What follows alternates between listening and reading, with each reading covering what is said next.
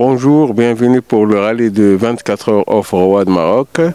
Le Ouarzazate, c'est une ville très, très belle.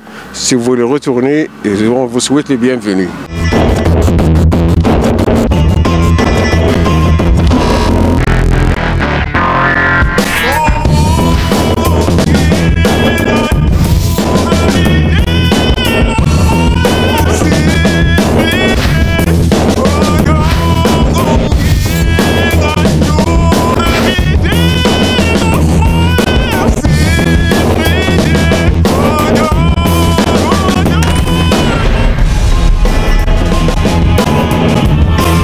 Bienvenue pour cette troisième étape du rallye off-road Maroc qui, comme vous pouvez le voir derrière moi, attire de plus en plus de bolides. Mais avant de vous présenter le résumé de la spéciale, je vous propose une petite carte postale touristique de la ville de Ouarzazate.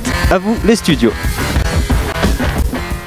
Située au pied de la face nord de l'Atlas, ouais, non, pas celui-là, Ouarzazate est une ville de montagne entourée de paysages arides, de palmeraies et d'oasis verdoyantes.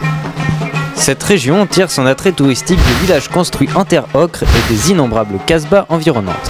Mais c'est aussi et avant tout le Hollywood marocain. Des réalisateurs du monde entier défilent ici pour tourner des films au budget colossaux. C'est David Lean qui, le premier, remarque les lumières exceptionnelles d'Aïd Benadou, inscrit depuis au patrimoine de l'humanité. Nouveauté de ce rallye 2011, l'ouverture d'un restaurant atypique sur le paddock, petite visite du Gourbi de chez Clo-Clo.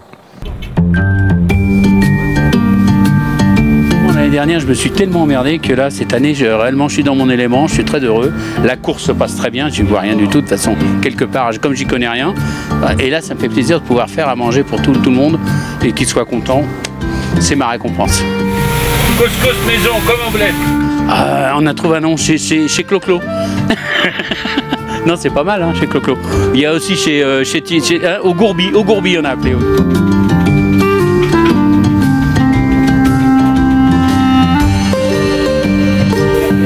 En fait, le couscous, c'est comme nous on fait en France, c'est la même chose qu'un navarin d'agneau, mais eux, ils rajoutent quelques petits ingrédients qui sont un peu locaux.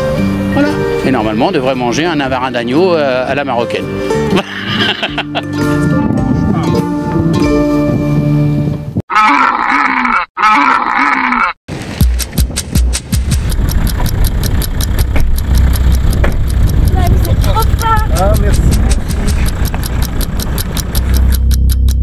Bonjour, on est sur la troisième étape des 24 heures à Ouarzazate. C'est une piste de 40 km, c'est très très roulant avec beaucoup de cailloux, quelques pièges, quelques saignées. Dans un décor de rêve, le désert, donc une journée très rapide et puis que le meilleur gagne. Nous sommes sur le paddock de Ouarzazate, lieu de la troisième étape des 24 heures off-road Maroc. Une étape extrêmement rapide mais surtout extrêmement cassante. Tout de suite, le résumé en images.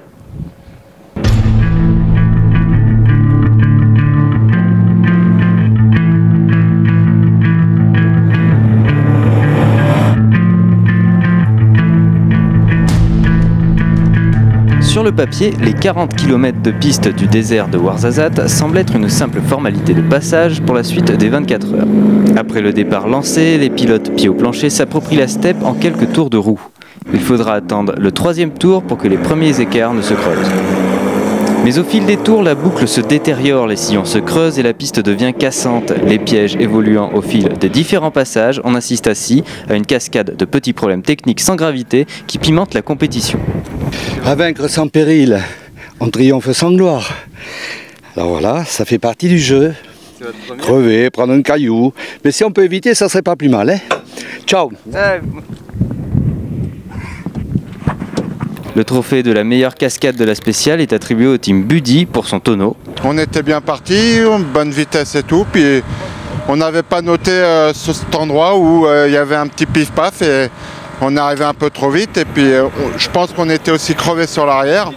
Donc on est parti et on n'a pas pu redresser et puis on est parti en tonneau, quoi. Là on va essayer de repartir pour pouvoir au moins faire le tour pour être classé dans la course.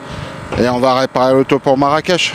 Cependant, en tête de course, la moyenne ne pâtit pas des défauts naissants de la piste. Ainsi, durant les 4 premières heures, le record de tour passe de main en main jusqu'à finir entre celle du patron de cette édition 2011, Jean-Louis Schlesser, qui pulvérise le record du team RM Sport de 24 minutes 37 secondes pour le faire passer à 22 minutes et 34 secondes.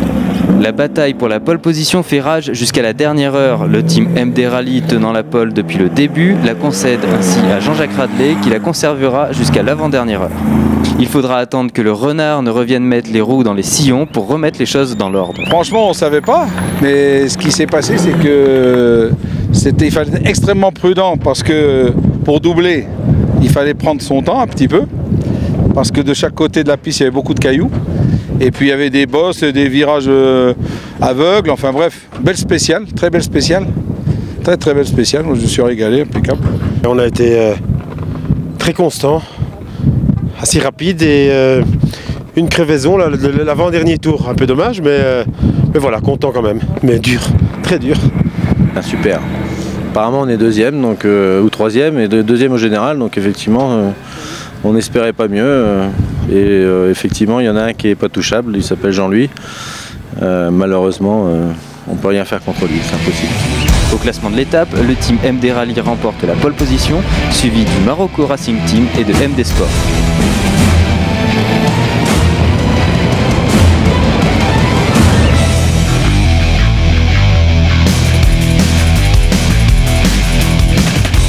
Au classement général, rien n'est encore joué puisque Jean-Jacques Radley et le team RM Sport sont dans un mouchoir de poche.